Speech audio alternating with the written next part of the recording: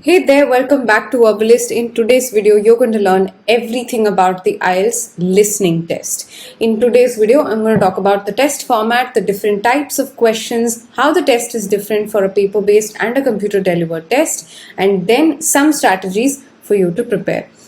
So let's quickly get started without wasting any more time. Now, the listening test contains 40 questions in total, and this test is common for the academic and GT test takers. Your scoring, the types of questions, the types of audios that a student gets is the same. And remember that the listening test has 4 parts. Each part contains 10 questions, and you are answering these 10 questions by hearing different sets of audio. And remember that the test is of increasing difficulty. So your part 1 is easiest and the part 4 is slightly challenging. Now each part contains different sets of audios that you're listening to. Parts 1 and 2 are audios based on social context, anything that you will find on an everyday basis. Parts 3 and 4 are based on academic context, anything that you will find in an academic institution. Now, section 1 and section 3, which means parts 1 and 3, are conversations, and parts 2 and 4 are monologues. And before the audio starts, you have some time to read the questions, and then while the audio is going on, you are supposed to be answering these questions. Remember that the audio is just played once, which means you can't rewind, fast forward, pause, play, you can't do that. Okay, so while the audio is going on, you are expected to answer these questions. Each part, you're given 30 seconds to check your answers. But what changes is the format for paper-based and computer-delivered test. The test as such remains the same. The kind of questions remain the same. What changes is the time that you're given after the test. So after the test is done, which is 30 minutes of the test, including audios and questions, you have 10 minutes to transfer your answers in the paper-based test. In the computer-delivered test, you only have 2 minutes to check your answers. Now, why is this 10 minutes and 2 minutes? Why is there a discrepancy here? Now, in your paper-based test, you are answering and writing down questions on the question paper. In the computer-delivered test, you're typing that directly next to the question number.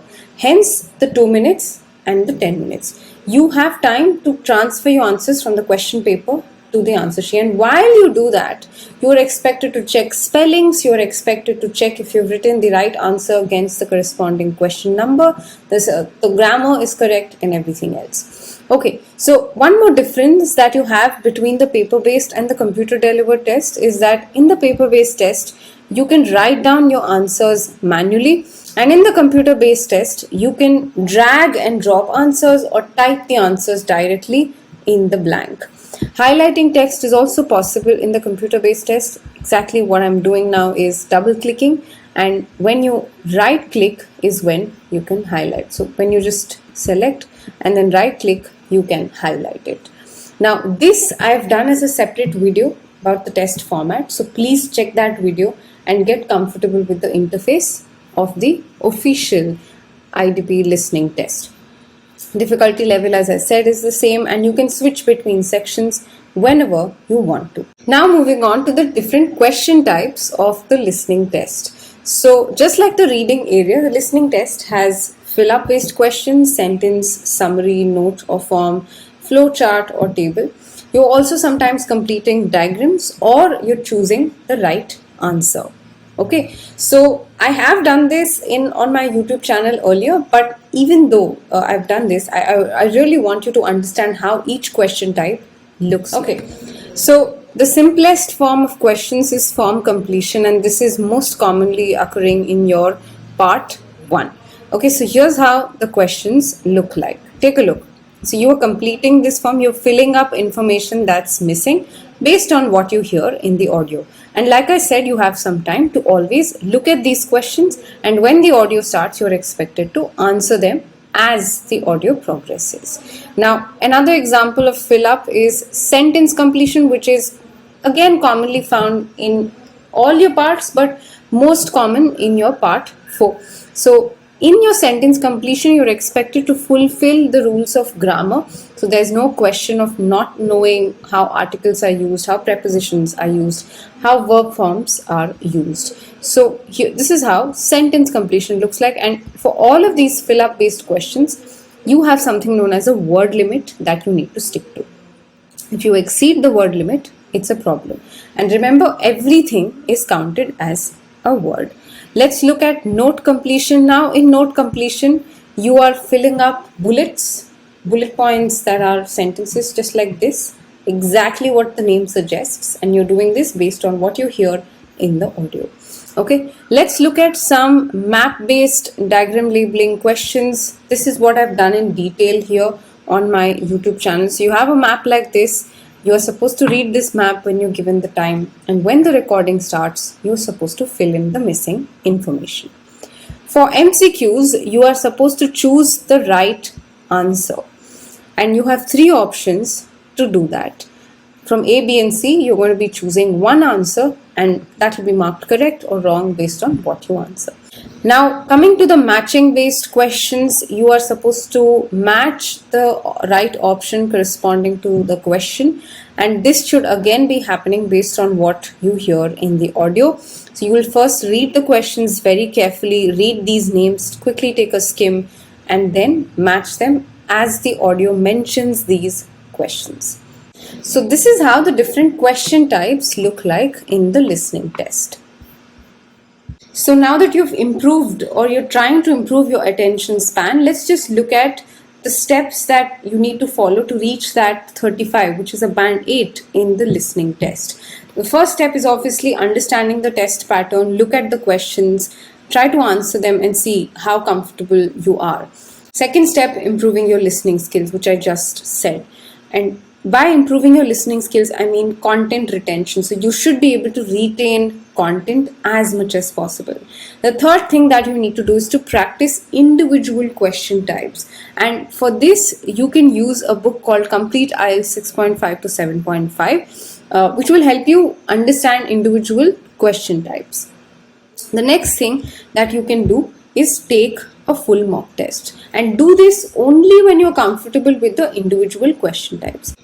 So you may find as a first time test taker that you're finding maps or multiple choice difficult. So just try to amplify your preparation there and see how much you're scoring out of 10, and then take a full mock test. Refine your weaknesses, whether it's related to focus, whether it's related to not understanding content, whether it's related to spellings or grammar.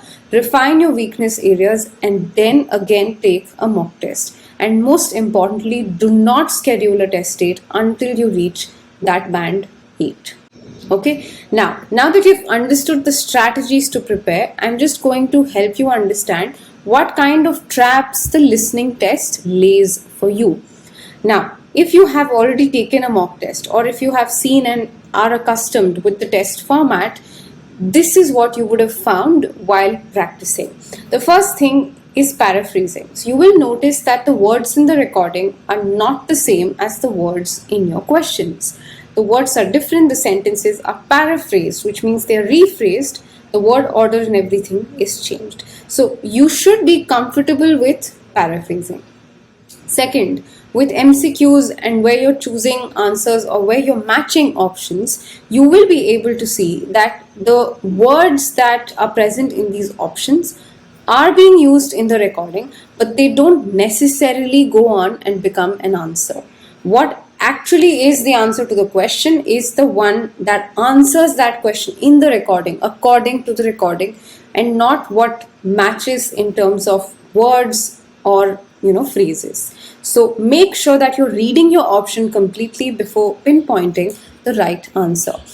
The next problem that the listening test lays for you is the difficulty level. So you will find that questions are arriving at a faster pace in parts 3 and 4. So you should be comfortable with that pace. You should have that kind of attention span, and you should be able to answer those questions at that pace.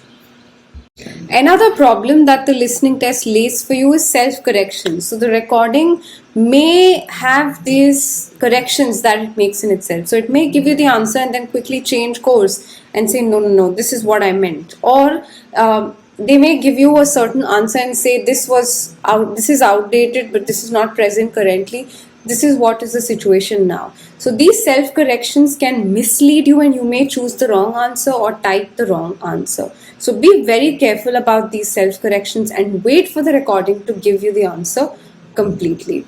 Next is pronunciation confusions. So because we're not very accustomed with how the British accent is, we may make mistakes in understanding the pronunciation. So let's say you have a word called veil, which is pronounced veil, is very similar but also different to whale.